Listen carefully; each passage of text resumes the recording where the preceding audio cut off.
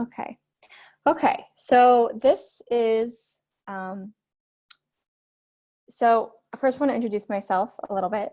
So I am a naturopathic doctor. I work at Turnpaugh Health and Wellness. So for people who are not really aware of what naturopathic doctors do, we are trained as primary care providers. We actually have pre-med bachelor's, and then we have 4 years of naturopathic medical school. And in certain states, we're actually licensed to be primary care providers, and they take insurance, and we prescribe medications, and we act very similar to a medical or osteopathic doctor, but in the state of Pennsylvania, we do not yet have licensure. So we have a little bit more restrictions, but we can still do a lot.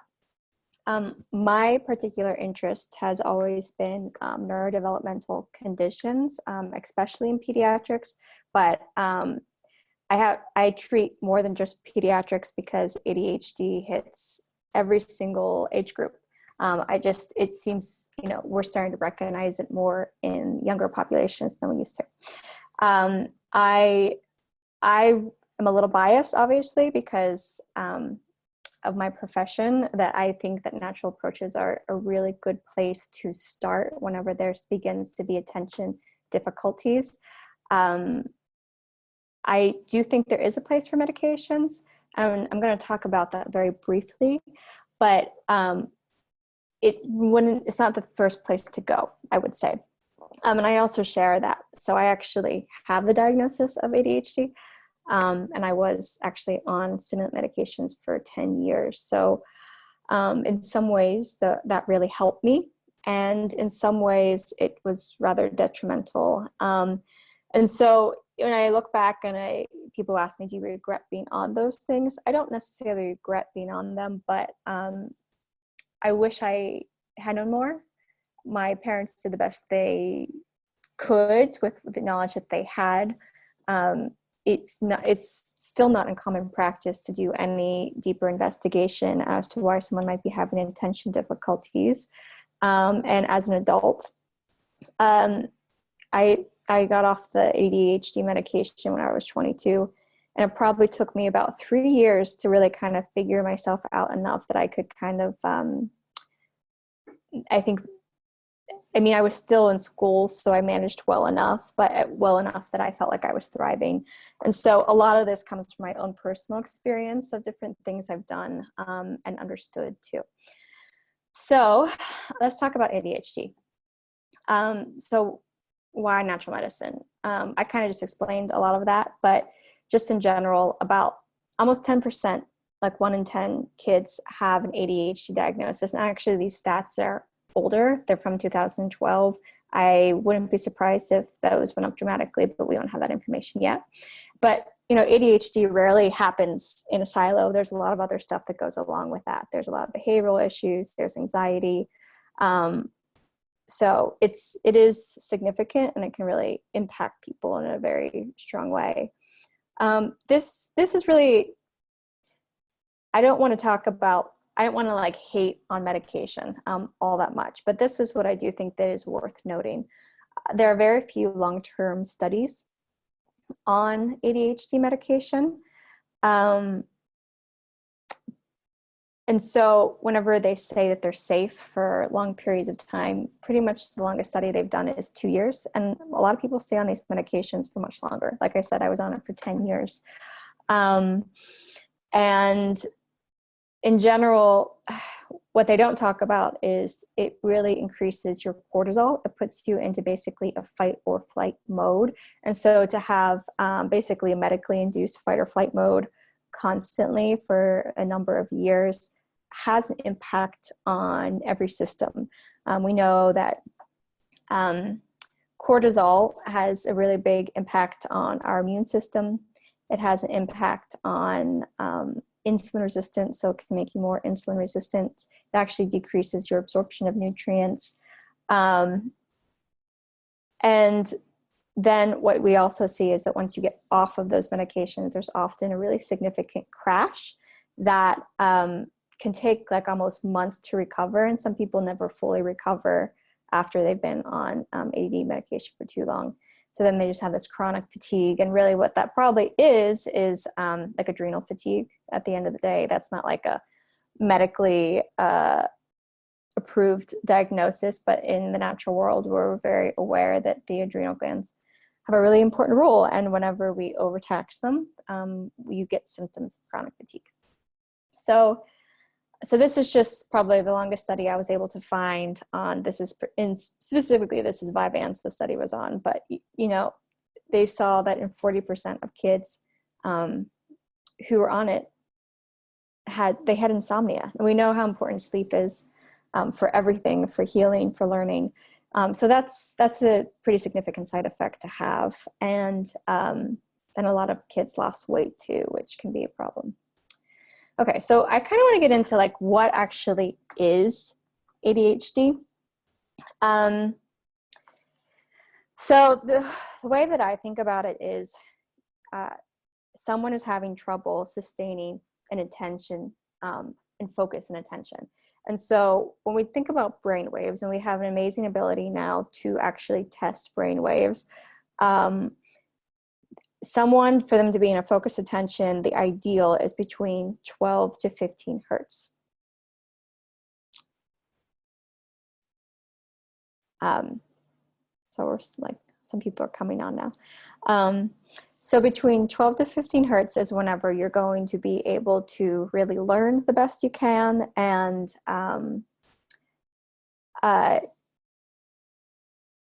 reading and following directions is really where you want to be, like especially in a school system or whenever you're trying to have a more high functioning workplace too.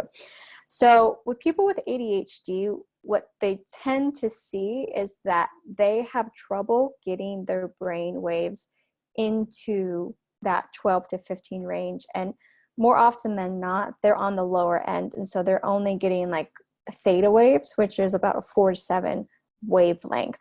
So why is that important? So theta is like, in a healthy sense, theta is where you go whenever you meditate. But in an unhealthy sense, it's kind of where you go when you daydream.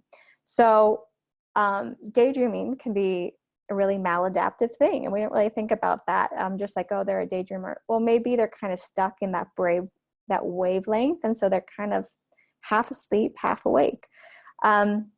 So really what controls the brain's ability to maintain certain wavelengths,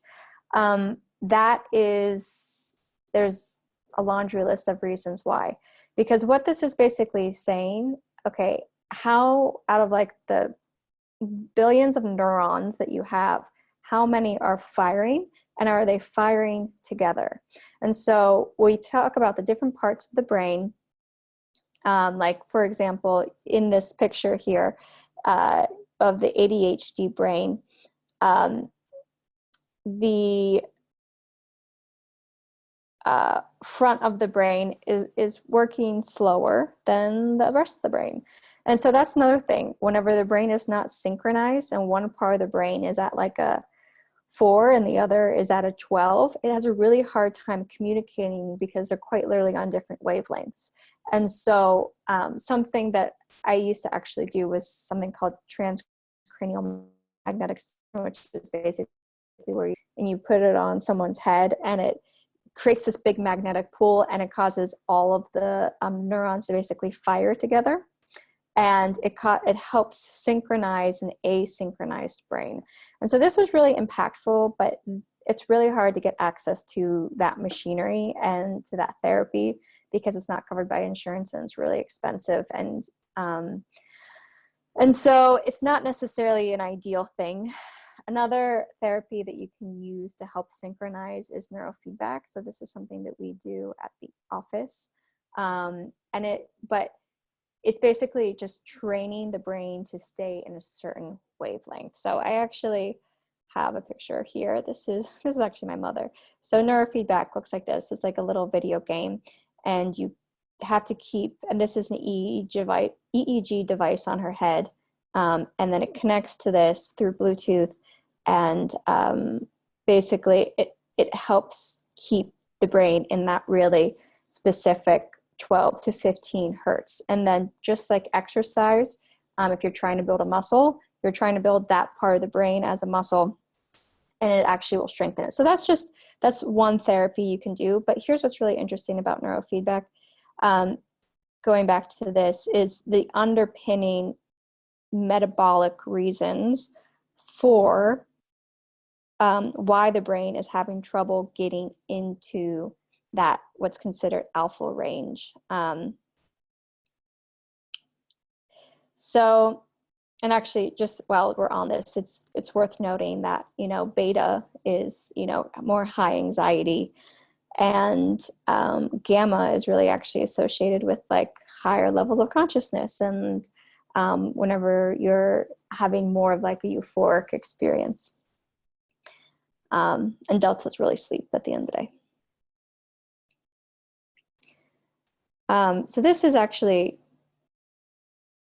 just a chart, but the whole point of showing this is a chart from one of the neurofeedback sessions we did.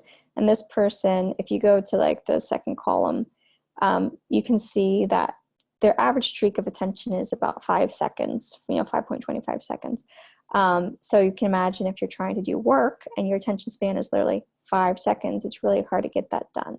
So this person came back for a couple of sessions, and by the 8th session, her attention span had gone consistently up to about 10 seconds, which might not seem significant, but it does accumulate. So it kind of going back to, okay, why are the neurons not really firing together? There's two main reasons from my perspective. One is inflammation and one is developmental. So first, I kind of want to just discuss and explore a little bit of the developmental, just so people have like a little bit of awareness, because, you know, sometimes you can put people on the perfect diets and you can give them all the right nutrients, but that's not quite enough for them because there's an underpinning developmental delay or compromise. So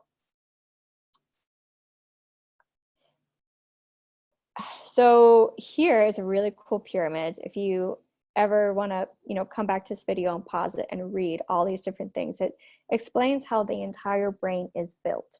So first, the brainstem, which basically controls our basic functionings, is built. Then the midbrain, which basically controls and regulates all of our different systems. Then the limbic system, which is really our emotional system. And then the cortical, which is like our higher processing. And so you need them to develop in that sequential order, or there's going to be imbalances throughout the system. And so what we see here, for example, there's often compromise in the midbrain. So the second layer, the second level of the brain. And how we can tell that is actually through primitive reflexes. So primitive reflexes are reflexes that should be gone by the end of year 1. And if they're not gone, then that indicates that there is a compromise within the midbrain, okay? So it's kind of easy to test for these things. And so that's why it's an easy thing. Some of the stuff you can even do at home. So, looking at the eyes, everybody should be able to basically follow their finger from, out and then follow it the whole way in. So you can check that on yourself. You can check that on your kids. And basically, if you notice that the eyes have trouble coming to midline, or if they come to midline and then one of the eyes turns out, there's an imbalance there. It's an immature system. Also, by the way, anything that I have in bold and then starred here is kind of like a clinical pearl. So it's something that you can do at home really easily. And it helps give guidance as to, maybe what direction to go in if you're considering treatment or therapy, either for yourself or a loved one.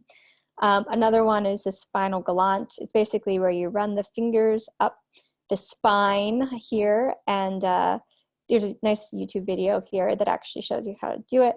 And if they twist, like if you run it up their spine and they twist like this is especially seen in the kids who are super ticklish, then they have that reflex. And so then there's different exercises that you can do that actually help those reflexes get integrated. And whenever they go away and they no longer have that reflex, that literally is a reflection of how mature their midbrain is. And so what's really important about the midbrain kind of comes back to neurotransmitters. So dopamine, norepinephrine, serotonin.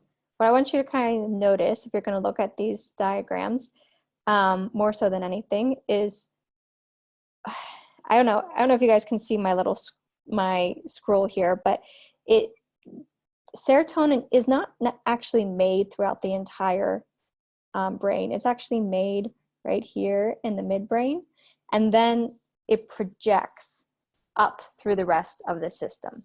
And that is true for serotonin, and it's also true for norepinephrine and dopamine. So all of these neurotransmitters that are kind of famous, I mean, everybody wants dopamine. Dopamine is what makes you motivated. It's pleasure, it's euphoria. It's like you need dopamine to have a proper orgasm. This isn't actually really made in the frontal lobe. It's made down here in the midbrain, and it projects up. So that's, if you think about the midbrain, it's really, really important for regulation of both our limbic, which is our emotional center, and our cortical center, which is like our higher thought processing. And also what's kind of interesting and side note is, all of these neurotransmitters require certain things to be made. And if they don't have the building blocks, they can't make those things. So dopamine needs tyrosine, which is an amino acid. And it actually needs iron, and it needs oxygen. So let's say someone is anemic, and we're going to talk a little bit more about that, but anemic, they don't have enough iron in their system, they don't have enough, and then so their blood is not carrying enough oxygen. And literally, they will not be able to produce dopamine. It's quite, not to the level that you would need to on a non-optimal level, I should say. And the body is really smart, and so it shunts, iron to our red blood cells first, because that is the most important place for it, because our entire body needs oxygen. And so sometimes our neurotransmitters get the last call. They don't get the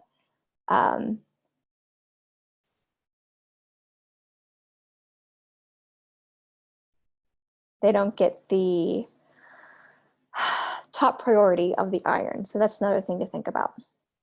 Norepinephrine. So this you need, if you're going to, for arousal and alertness and sensory processing. But if it's too high, then you get anxiety. And so for this, you need dopamine. So if you can't make dopamine because of your, let's say your iron's low, then you're not going to be making norepinephrine. Then you need some vitamin C. And a lot of people are low in vitamin C.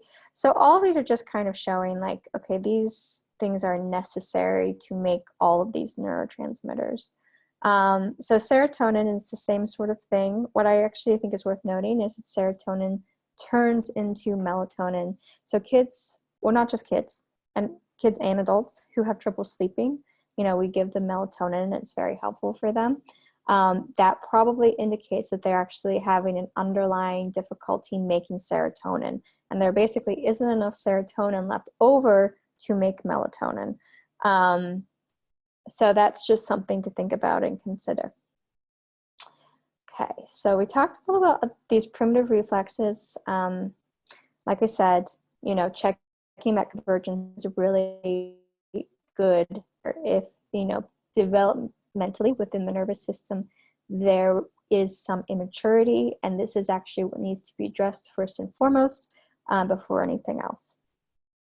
Okay, so like I said, to me, the two main causes of ADHD are inflammation, and then the other cause is, developmental. So when we think about inflammation, certain things are, are there other symptoms involved? Was it after a viral infection, your brain felt really foggy, or your kid's brain felt really foggy? Do you notice it with different foods, that there's a change in your ability to think and process things? So that's what we really think of inflammation. No one really thinks about brain inflammation, but it's really, really prevalent. like across our society. In fact, I'll just tell a little story. I have a friend who she ate really cleanly, very organic. She made all of her own food. She exercised. She did everything right, is what I'm trying to say. And she still had a lot of brain inflammation. And so we just gave her some anti-inflammatory supplements, and she felt so much better. And it's just, I point this out because she's one of my friends, and she has said to me, she was like, you know, everybody thinks that they're doing the right things and still you need more. But she's like, but thank God I have figured that out, because now I'm able to actually function so much better. Okay, so this is functional blood work. We don't necessarily run all this blood work on every single person, but these are some of the things we think about that if you were to go to a primary doctor, they might not run for you. So the first things, like I just already mentioned iron a couple times, like you have to make sure that's really on point. If your iron is out of whack, you're out of whack. Your brain's out of whack, you can't think straight. It's just really that simple. And then, you know, B vitamins can play a really big role, and certain people are not able to use regular B vitamins, so they have to use methylated. And we get into a little bit of those details a little bit later. But, you know, checking someone's adrenal glands, we look at their cortisol, can be really impactful. Looking at someone's thyroid can be very impactful. Okay, so gut-brain axis. So this is huge. People are starting to really recognize that the gut microbiome, which is like all the bacteria in our gut, they produce a lot of different stuff for us. They produce short chain fatty acids, and that basically goes and feeds our mitochondria. And so to have proper mitochondrial function, you have to have proper microbe function in our gut. And so for some people, that we actually need to do a round of basically what we call antimicrobial herbs. It's this similar concept as antibiotics, but herbal, are a lot more gentle usually on the system. And that can be pretty amazing once you kind of just do one round of antimicrobial herbs, how it's easier for people to think straight, quick. And then a clinical pearl is that actually really dark chocolate and apples. So dark chocolate has polyphenols in it, which helps regulate the gut microbiome. So, and then apples, that has basically good soluble fiber that helps promote the good bacteria. So like as the first, so probiotics, yes, they are helpful, but it's kind of like dropping, putting a drop in a bucket. Like you have to take a lot of probiotics for them really to be in fact impactful most of the time. What really matters more is the food that you put in your body. And so something as simple as adding dark chocolate and like apples into the diet can actually really make a big difference for certain people. So gut microbiome, we talked about this already a little bit. Another clinical pearl is butter. So short chain fatty acids our microbiome makes, so they actually, and that feeds also the lining of the digestive tract to make it strong. But a food source that you can get short chain fatty acids from is butter. So butter is actually really, really good for the gut. And so for some kids, that's like a really good medicine for them. Okay, and also poop smoothies. I say this because there actually was a study done with kids with autism, and they gave them fecal transplants, and fecal transplants, they actually gave it to them in a smoothie, which is so gross to think about, but they did. And there was a really small population study. I want to say there were 16 kids in it, and I should have cited this here, but this is off the top of my head. Out of 16 kids, I think like 14 of them completely fell off the spectrum, and even 3 years later, they have remained off the spectrum.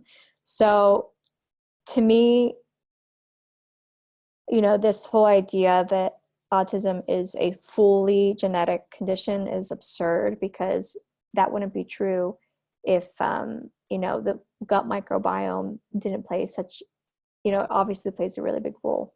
So it's not just genetic.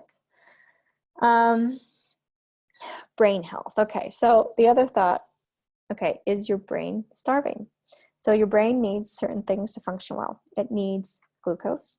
So let's say you have hypoglycemia, which can often be caused by stress.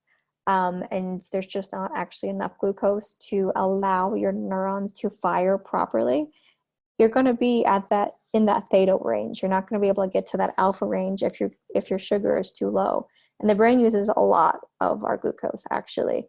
And so that is really important. Or this also is true for people who have insulin resistance. So if you have insulin resistance and you can't actually get the glucose into the cells, their brain is going to be functioning at a lower wavelength than we need it to optimally be. Blood flow. So blood flow is super important. And yet a lot of people don't really think about it. So if your fingers and your toes are cold all the time, that's an indication that you have some circulation issues. It's an indication that you're not getting blood through your microcirculation. So microcirculation is all the tiny little capillaries. And our brain has tons of tiny little capillaries. And so you can pretty much assume if your hands and fingers are cold, your brain is also not getting the circulation that it needs, because there's an underlying circulation issue. And so circulation, you know, we think the first thing you think of is thyroid. If your thyroid is low, your circulation can be really compromised, but also inflammation. Let's say you have something like Lyme disease and you have a lot of biofilm. So biofilm is produced by a lot of microorganisms. And if you have too much of it in your blood, it actually makes your blood too thick. And it's interesting because when you draw blood, you can actually see some people's blood is a lot thicker than others. And one of the things that contributes to that is potentially biofilm. And so that's a big thing too. Nutrient deficiencies, pretty self-explanatory. Inflammation, which is what goes back to the gut half the time, but also you think of chronic infections. I mean, you think of stress. Okay, treatment. So this is probably why all you guys are on here anyway. So I hope I didn't bore you too much, but I think it's worthwhile to kind of know the underlying thought process. Treatment. So when people, especially when they come in to see me, we have a whole slew of different things we can do for them. And so we really have to look at the person and see what's going to be manageable for them. The first thing we do often is dietary changes. So we kind of try to meet people where they're at here. Like if a family doesn't seem overwhelmed by a gluten-free, dairy-free diet, that's often the first place to start. But what's hard is that, you know, let's say you have a kiddo that has, you know, only eats 2 foods, which is really, really common. Putting them on a gluten-free dairy diet just is not a reality unless they want to starve their child. And so for those cases, then we just have to start really slowly trying to figure out how we can get different foods into them. And then, so even just, you know, processed foods and dyes can make things. Sometimes, and what I've done before is I've just added a lot more fat to their diet, because in general, we have a global fear of fat in this country, so we don't eat that much fat. When actually fat is what makes your nervous system, so you really need a ton of it, especially when you're developing and for children as their brain is developing, for proper functioning. So butter, ghee, avocados, egg yolks. I love egg yolks in particular because they have something called phosphatidylcholine in it. So phosphatidylcholine is pretty much the only nutrient that they have found in research that has clinically shown to improve someone's IQ. So that's huge, right? Like we want not only our children to have the highest IQ possible, because that's going to be, they're going to be more likely successful in life, But ourselves as well, as we grow older, it is protective against dementia. So phosphatidylcholine is major for brain health, and one of the main sources of phosphatidylcholine is egg yolks, in particular egg yolks that are not fully cooked.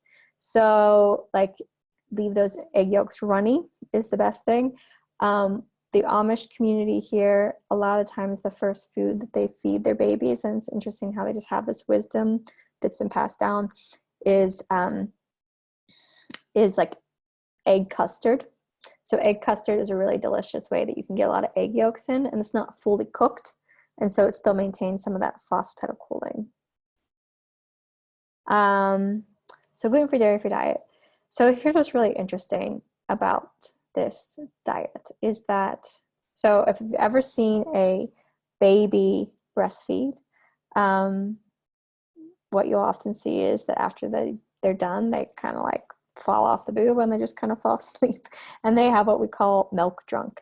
And we know this to be true too for a lot of adults. Like it helps them sleep if they drink a glass of milk before they go to bed. So milk is broken down into something called casomorphins. So casomorphins are actually hit the same receptor of the brain as morphines. So it's like an opioid. So it actually helps calm the system down. In Ayurvedic medicine, milk is considered basically a calming food.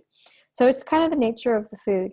And we can use that to our advantage, but it can also be a deterrent. So let's say, you want to, pay attention to a really good lecture.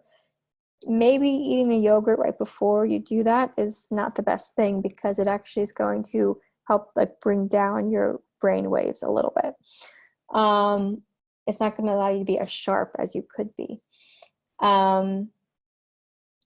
But maybe if you wanted to fall asleep, that's something to do.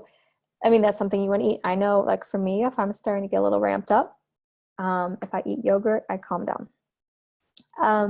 So that's just the nature of the food. And then you get into also, some people have allergic reactions to these foods, especially if they have a bad gut health. So that's kind of a different thing, but that's even people who do not have a true allergy, they will often see benefit whenever they remove these foods, because it just allows their brain to work a little bit better.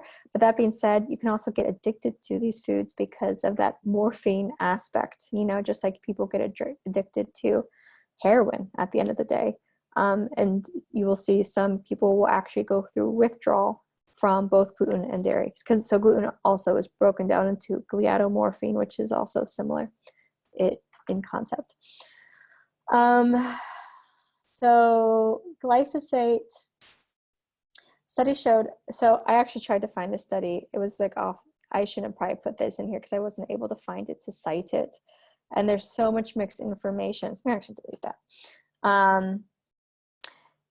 There's so much misinformation, I want to say, on the internet, because I was trying to find that study to put on here, and it was, all through Google, it was like, gluten and dairy have no impact on ADHD, no impact on autism, and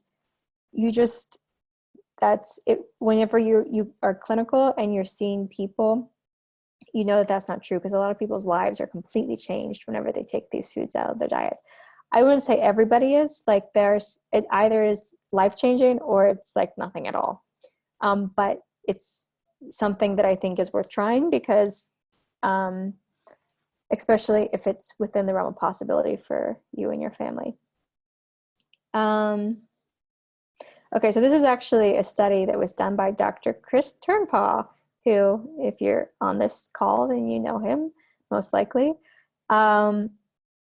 So this is really on PANS and PANDAS, which kind of is outside the realm of this talk, but it's basically an autoimmune reaction in the brain. And he's actually shown that he can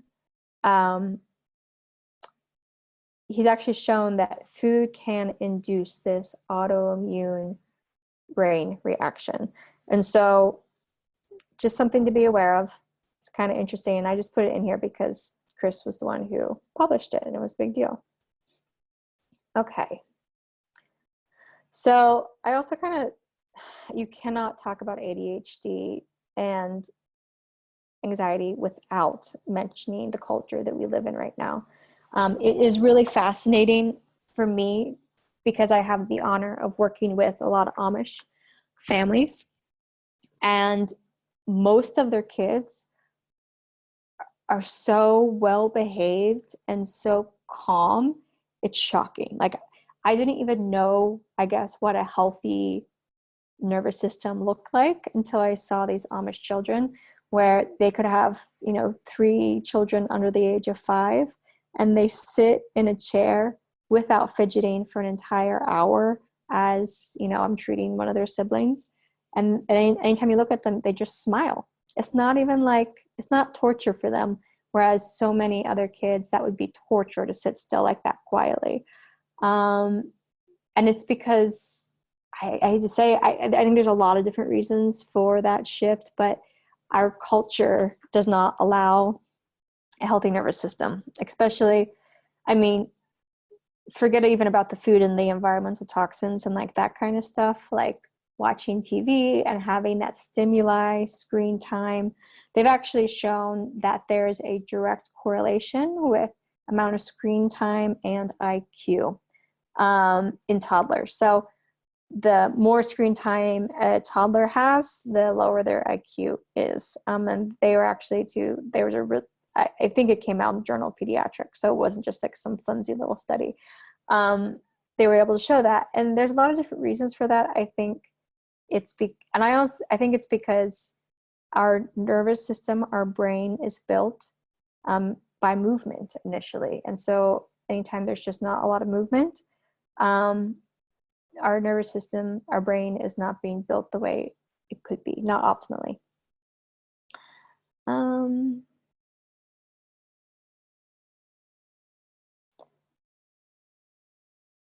And so recently I just, quite a few people just actually joined. So what I'll just say is this is going to be recorded, and anything that you missed will be, you can just watch the recording. So now that we're going to get into kind of what I considered the fun part. So herbs are probably my biggest wheelhouse. Yes, we can do the primitive reflexes. Yes, we talk about nutrition. Yes, we talk about diet changes. But whenever it actually comes to managing the system, herbs can be very, very powerful.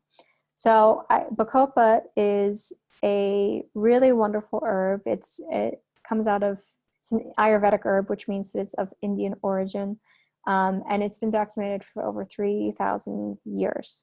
And it is, so I tell this story because it helps, I think, clarify how this works a little bit. It was said that if people started to have memory issues like dementia in India, they would send them away for a week into the mountains, and they would drink nothing but the juice of Bacopa, and it would restore their memory and it would clean their brain. And I can testify, because this is one of the things that I take relatively frequently, that it is very helpful at bringing focus. It's probably the most similar to stimulant medication that I have found in the herb family, but it doesn't have the jittery element of stimulants. What I will say is that it potentially has a little bit of, so stimulant medication can change your personality a little bit. It can almost blunt you. It's interesting because it can create over emotionality, but can also blunt you emotionally a little bit. This has a little bit of an element of that. So that's just something you kind of have to be a little mindful of. Most people do not notice it. And I think that really has to do with the dose. So this is something I like to have as a lower dose herb. But so here's just a fun picture basically showing that, yes, it is proven through research, because that's what people care about, to increase memory and learning, and it's neuroprotective. So this is a really kind of a neat picture, because these are neurons, and each of them had Bacopa applied to the neuron, like through most likely a petri dish, for 6 weeks. The difference was the amount. And so you see, you know, A had less and D had more. And so it shows that the Bacopa really actually helped promote, you know, new synaptic growth. So basically neuroplasticity. It's also called Brahmi, if any of you guys are familiar with that. And this is also, so this is a traditional herb that's used in even formulas for children in Ayurveda. Okay, NAC. NAC is not an herb. It is a nutrient that has a high sulfur content. It is a promoter of something called glutathione. Glutathione is the main antioxidant. So the reason why I say all of that is because this is a really easy way to just decrease your inflammation, and it's relatively inexpensive compared to a lot of other supplements that are for inflammation. And they've shown that it impacts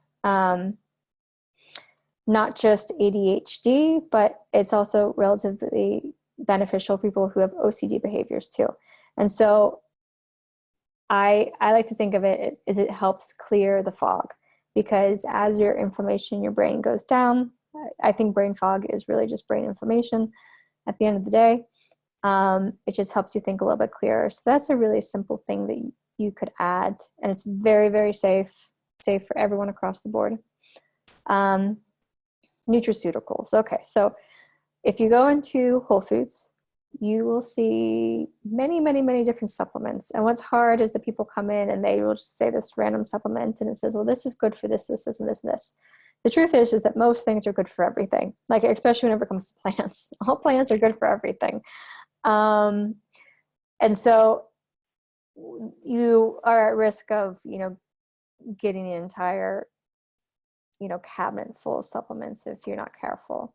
So as far as nutraceuticals for ADHD, these are probably my top ones. Zinc, you know, we test people have zinc deficiency. A lot of people do, actually. So that's a really simple thing. But it's really important to, it's necessary, or it helps regulate dopamine production, so that's important. Taurine, we're going to skip down. Taurine is really nice because it just helps calm the brain. It's like, it's kind of like a yoga in a bottle. And magnesium can't be, like you can't undersell magnesium, I should say. But what's interesting is that there's a ton of different types of magnesium. And so most magnesiums that you might find on the shelf are magnesium oxide, which is a really low absorption rate. It pretty much only stays in the gut and causes diarrhea. So if we're actually trying to get magnesium to the brain, there's two kinds of magnesium that you really want to look for. So magnesium threonate or magnesium glycinate. And so those are going to be a little more expensive than other magnesiums that you might find, but they have the most calming impact on the brain. L-theanine, which is found in tea and in chocolate. It helps sleep. And vitamin D. I mean, vitamin D is good for everything. So if you don't know where your vitamin D is at, that's a really good place to start. Ashwagandha. So ashwagandha, I smile because I feel like I'm like friends with these plants. They're so great. It's actually in the same family as tomatoes, so that's the only thing I have to be careful of. You can see the picture here. It looks like a tomatillo. So people who have nightshades can sometimes be allergic to ashwagandha. Just found that out. I gave it to my little sister and she got a rash from it, and she's allergic to tomatoes. So that was a good reminder for myself even. But it's an adaptogenic. And so adaptogens are a really interesting class of herbs.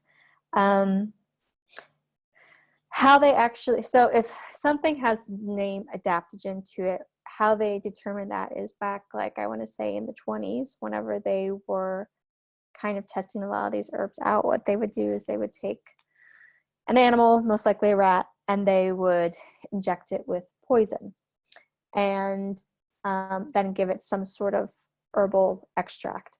And so if the herbal extract seemed to, if it helped keep the cortisol low, it indicated that it helped the body manage the stress of that poison.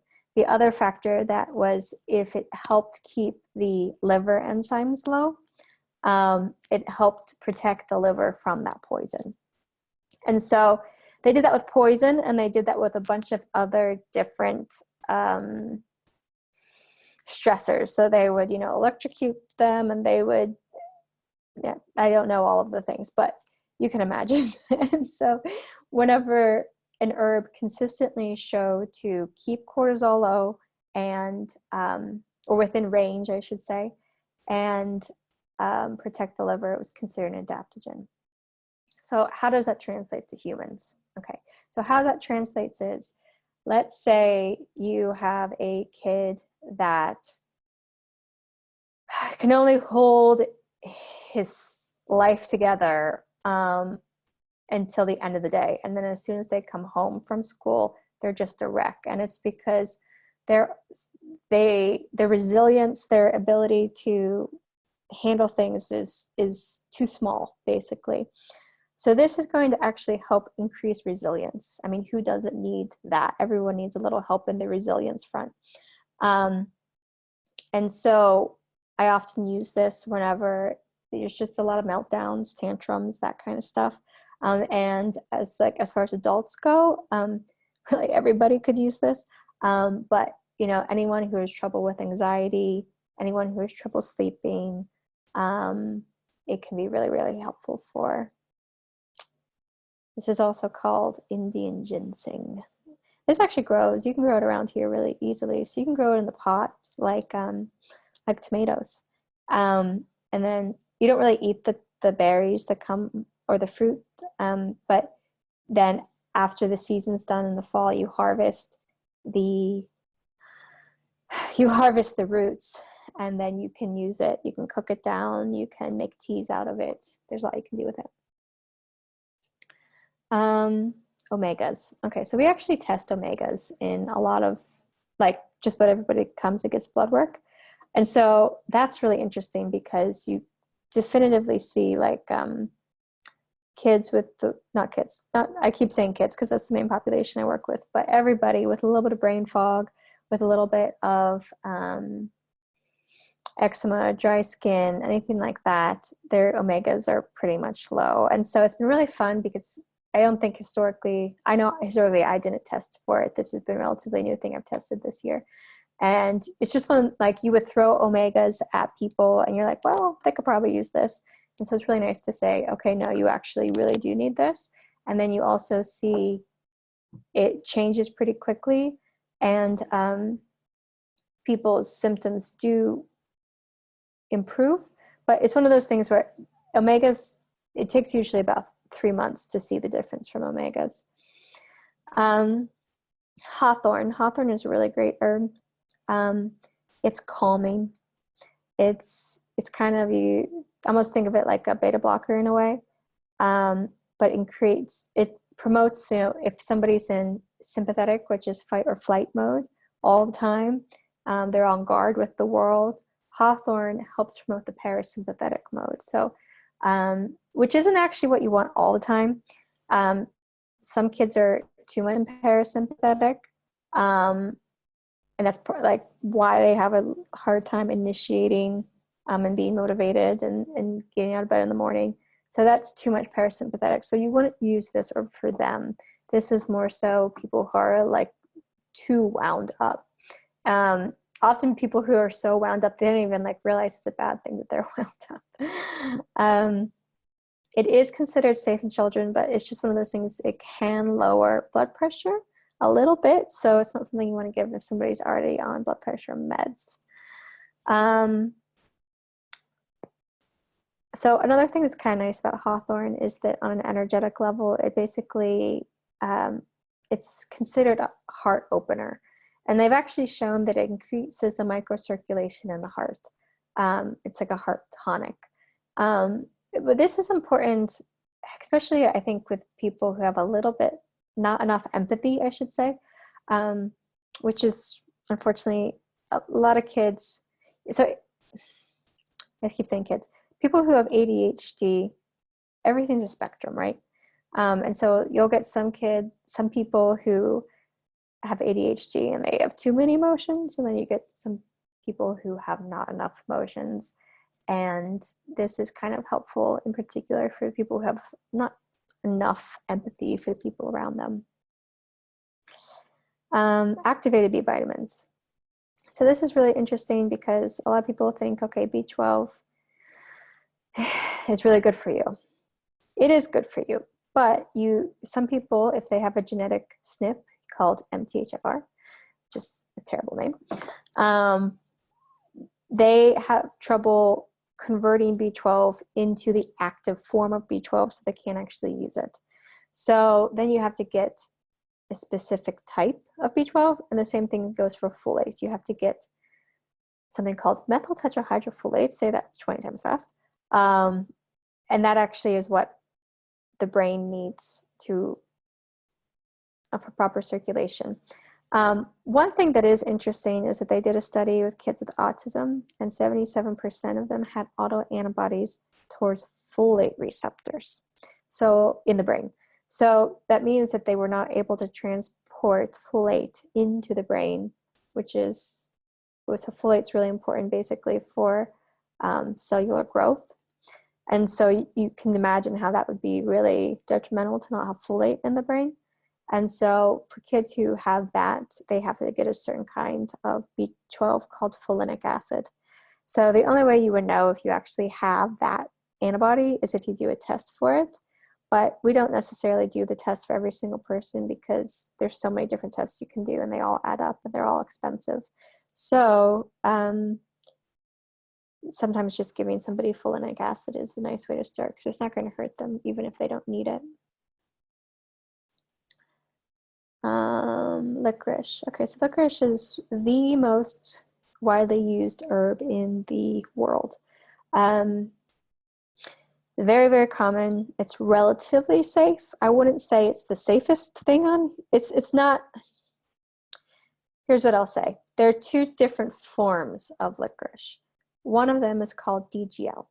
DGL is safe for everyone and anything. That we actually, like, you can give it to even babies because it helps basically soothe the lining of the digestive tract. So if people have reflux or anything like that, it's a safe thing. The normal licorice, it has this molecule in it that prevents the breakdown of steroids, and so that can be a beneficial thing, but it can actually raise your blood pressure.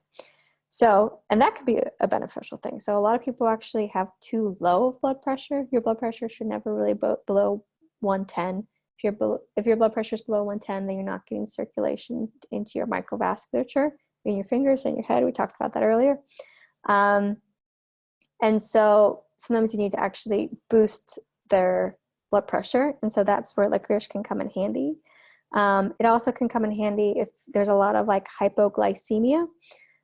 So especially like a lot of people will have, if they start getting, like the people who get really, really hangry, right? If they haven't eaten, that might mean that their body is not able to compensate for like not getting enough glucose in. And so licorice helps their body compensate a little bit better, and it helps actually can raise blood sugar for people who have hypoglycemia. So that can be something that's beneficial. Okay, so that, I'm kind of going to go into cases. I'm going to check, is there chat at all? I don't know if you guys have any questions. You can like ask it on the chat, but that has not popped up for me. Okay, so there is a chat like format here. So if you want to ask questions, ask it in here and I will do my best at answering them. in the meantime and kind of go through these fun little cases. So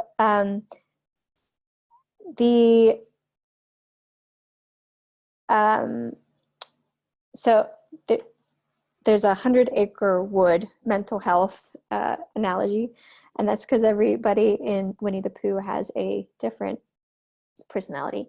So Tigger is the first one that you think of like as clearly ADHD, as normal, classic, textbook ADHD, bouncing off the walls, everything.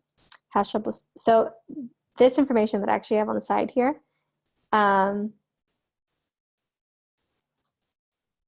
so it is, this is actually a real case that I had. So this person had trouble sitting still, keeping hands to themselves. Grades were good, but teachers couldn't really control him. Had trouble sleeping, would sleepwalk. Fine on the primitive reflex assessment. So that it wasn't developmental, but had patches of eczema indicating that it was inflammatory more so. So we did gluten-free diet, ashwagandha, a good multivitamin, and fish oil. So it was a really simple program, and it made a drastic difference for him. I actually just had like a 1-year follow-up with him, and it lasted for 5 minutes because there were 0 complaints. So that was really, really good. This person actually had an anxiety disorder, had trouble going out in public because she was too anxious. The entire first visit, she cried the entire time. She would go in through spells of not eating because of anxiety, and her weight would drop. She was really small for her age, and emotionally immature too. And because food was such a problem and supplements were such a problem, the only thing that we could convince her to do was ghee mixed with maple syrup, and it was whipped. So just straight butter and sugar. And I should say this because a lot of people are really shocked that I would give this recommendation, but she just wasn't getting enough fat. And because she wasn't getting enough fat, her mood was all over the place. We also did bone broth and NAC. And even just from those 2 changes, there was a dramatic difference with her. Her anxiety improved so much that the next time I saw her, she came in and she was smiling, and the mom was shocked. She was like, I feel like I have a new child. Okay, this is more like truly attention deficit. This is Winnie the Pooh. And this was a girl that we had. It was she was very, very sweet. But she couldn't pay attention, had trouble listening to the directions. And one thing that was really interesting about her was that whenever she came in, she basically had trouble sitting up or standing up. And so she would lay on her mom, she'd lay on the table. She just kind of had trouble keeping her head up. And then whenever we looked at her eyes and her convergence and then some of these primitive reflexes, she had all of them still. And so this is classic of whenever people have all their primitive reflexes, they actually have decreased spinal structural integrity. So they have trouble standing up straight, and they're always slumped over. And whenever people have trouble standing up straight, it's a really good guess that they might actually have trouble converging their eyes, and they might actually have trouble reading. This is these are overlaps that you begin to see. And that's because that means that there's an immaturity within the midbrain. So this person, we did exercises where we helped retrain and integrate her primitive reflexes. She basically started doing a protein shake that helped all of her. We put her on licorice, CBD oil, and fish oil, and that helped a lot. It really, really changed things, but it didn't quite change things enough. So she is someone who decided, and we talked about it, and that it probably was the best thing for her to go on stimulant medications.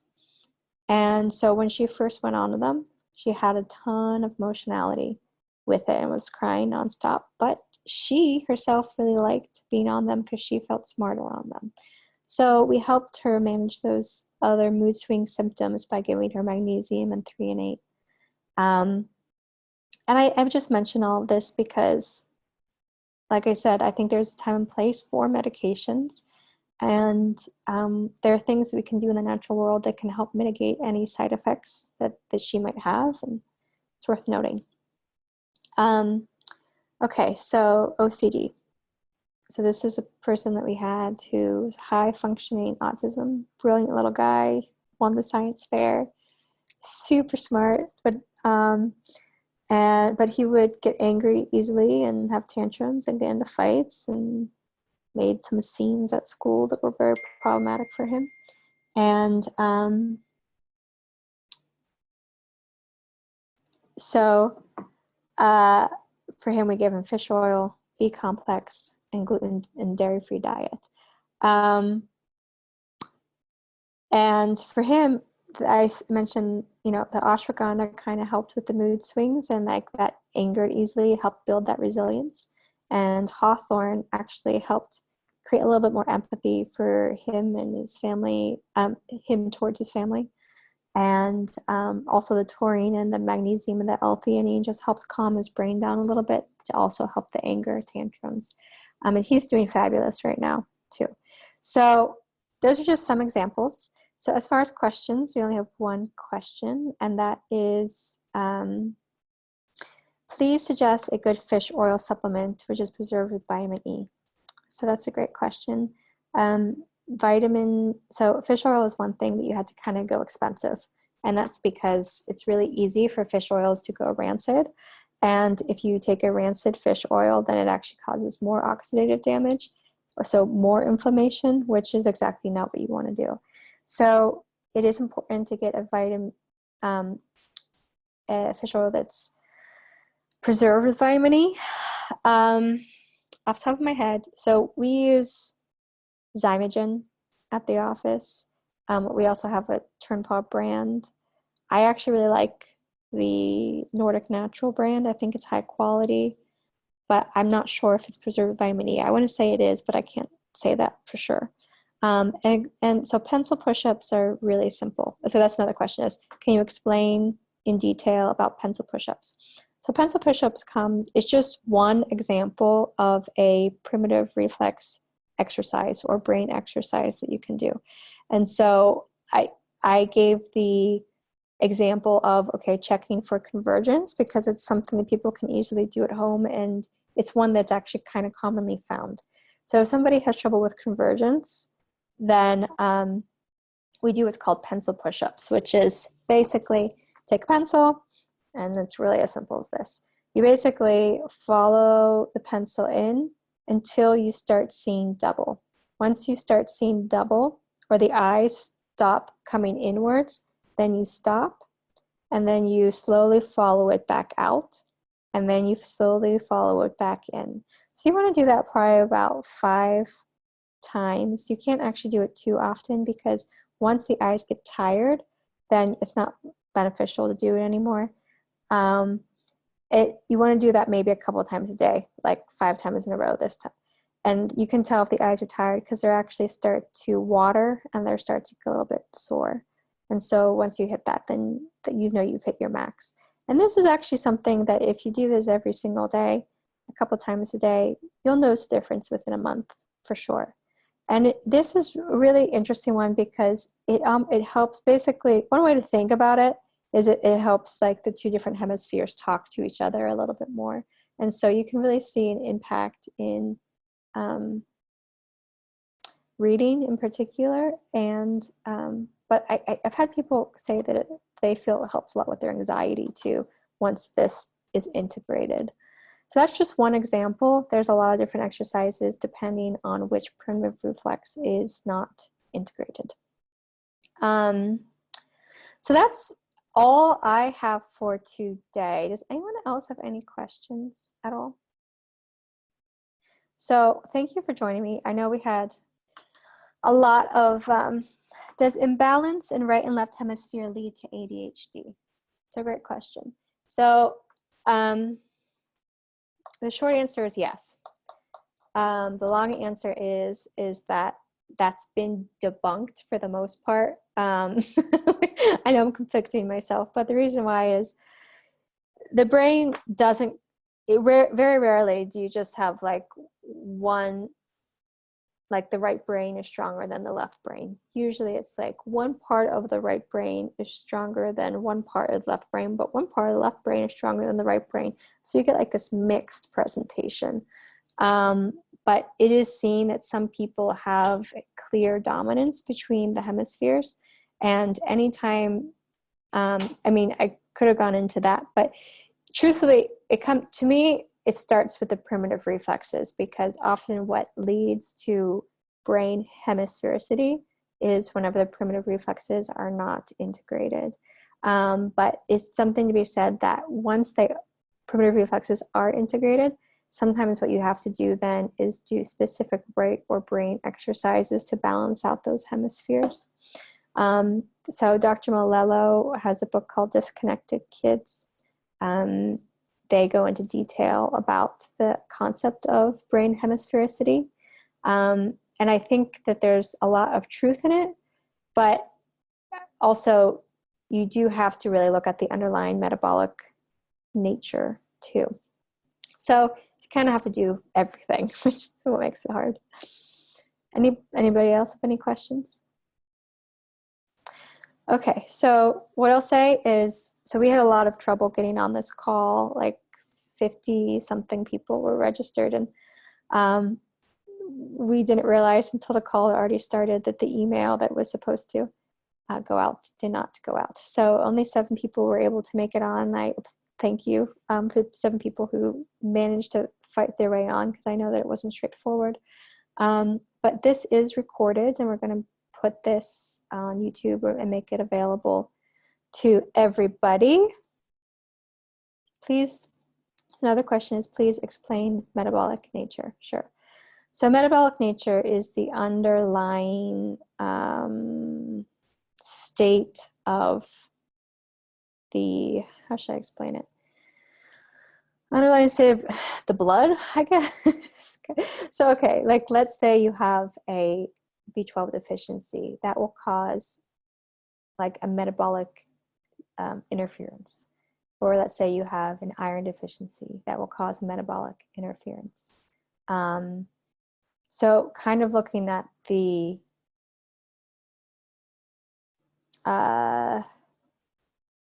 underlying things that allow the body to work properly. That's probably a terrible explanation. But we really, like, when I say metabolic nature, I mean what is the blood work telling us at the end of the day. That's what I kind of think about it. Okay, so yes, check. We'll have this on YouTube probably, hopefully by next week. And yeah, thanks for joining me. Right. Also, if you have any additional questions, feel free to reach out to the office, and I can try to get those answers for you. All right, thanks. Bye.